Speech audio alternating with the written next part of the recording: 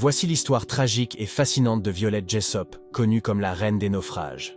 Née en 1887 en Argentine de parents irlandais, Violette a travaillé comme hôtesse de l'air et infirmière pour la célèbre compagnie maritime White Star Line.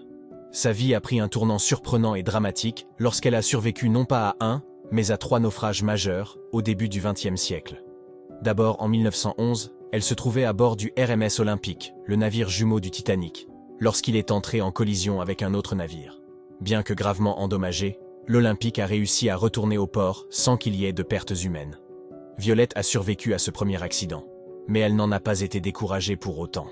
L'année suivante, en 1912, elle a embarqué à bord du tristement célèbre Titanic. Lorsque le navire a heurté un iceberg et a commencé à sombrer dans l'Atlantique Nord, elle a été appelée à monter dans un canot de sauvetage pour aider les autres passagers. Elle a survécu à cette catastrophe historique, marquée par la perte de centaines de vies.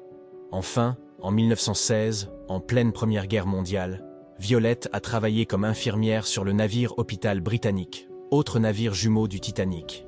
Lorsqu'il a heurté une mine en mer Égée, le Britannique a commencé à sombrer rapidement. Violette a sauté du navire et a été aspirée sous l'eau par l'une des hélices en mouvement. Par miracle, elle a survécu une fois de plus, bien que gravement blessée. Après avoir survécu à ces 3 naufrages, Violette Jessop a continué à travailler en mer pendant de nombreuses années, sans jamais laisser ces expériences traumatisantes la dissuader. Elle a poursuivi sa carrière de manière courageuse, travaillant encore pour des compagnies maritimes, notamment la Red Star Line et la Royal Mail Line. Violette a finalement pris sa retraite dans les années 1930, revenant à une vie plus tranquille en Angleterre, où elle a vécu jusqu'à sa mort en 1971. Elle n'a jamais cherché la célébrité ni exploité son incroyable histoire pour se faire connaître, bien qu'elle ait été interviewée à plusieurs reprises au fil des années. Son récit est devenu encore plus célèbre après sa mort, faisant d'elle un symbole de résilience et de survie.